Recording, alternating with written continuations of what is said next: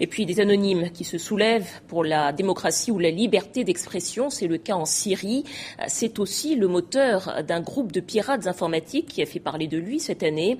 On les appelle les Anonymous, les explications de Reza Pounouachi. Ceci est un appel aux armes. Janvier 2008. Cette vidéo postée sur Internet dévoile au grand public le groupe de hackers aujourd'hui le plus connu au monde. Derrière les nuages qui défilent, une voix transformée à l'ordinateur menace de mettre fin à l'église de Scientologie, une déclaration de guerre signée Anonymous. Les Anonymous, un collectif de pirates informatiques originaires des États-Unis, devenu incontournable quasiment dans toutes les langues. Leur fonction, jouer aux justiciers au nom de la liberté d'expression. Signe distinctif, ce masque de Guy Fawkes, un activiste anglais du XVIIe siècle. Personne ne sait combien ils sont, même pas eux. On peut les apercevoir dans des manifestations comme ici l'été dernier face à l'église de Scientologie à Londres. Mais ils ont vite trouvé d'autres chevaux de bataille. Le soutien du site Wikileaks et de son créateur Julian Assange. L'appui au mouvement des indignés espagnols ou d'Occupy Wall Street à New York. Ou encore la participation au printemps arabe en Égypte, Tunisie, Syrie, où le site du ministère de la Défense a notamment été piraté il y a 4 mois. Dernier fait d'armes, le piratage du site d'une importante société de renseignement économique. Parmi ses clients, des banques comme Goldman Sachs, la BNP et même l'armée américaine. Le collectif a menacé de lancer de nouvelles cyberattaques pour le passage à 2012, malgré l'arrestation de plusieurs de ses membres ces derniers mois. L'OTAN considère certaines de leurs actions comme des actes de guerre. Dans un récent message, les Anonymous se qualifiaient d'armée des ombres, censée combattre l'oppression des riches et des puissants.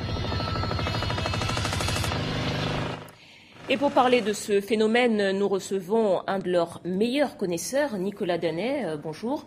Vous êtes auteur donc de cet ouvrage éponyme, Anonymous. Vous êtes un des meilleurs spécialistes de ce phénomène.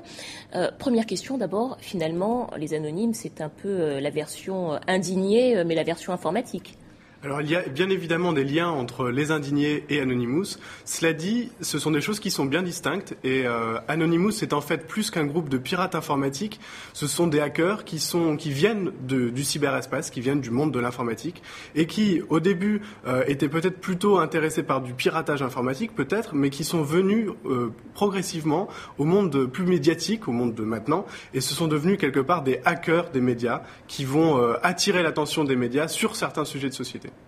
Alors, on le voyait dans le reportage qui vient d'être diffusé, on faisait le lien avec Wikileaks, ce site Internet qui orchestre des révélations en se fondant sur des documents secrets de l'armée américaine, par exemple. Est-ce que les Anonymous se placent dans la même lignée ?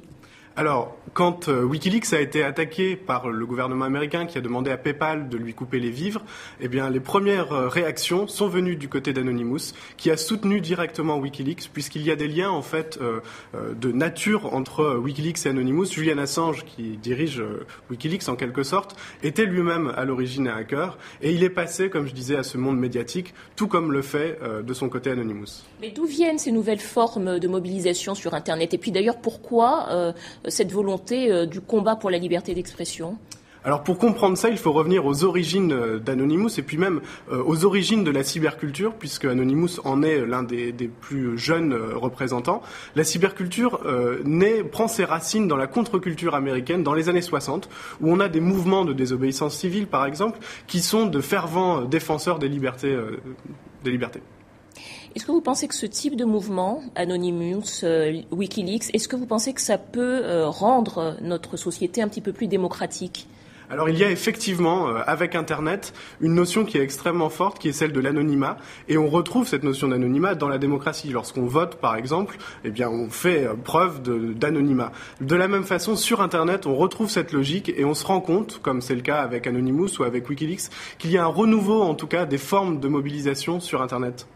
Et cet anonymat, il est déterminant pour agir.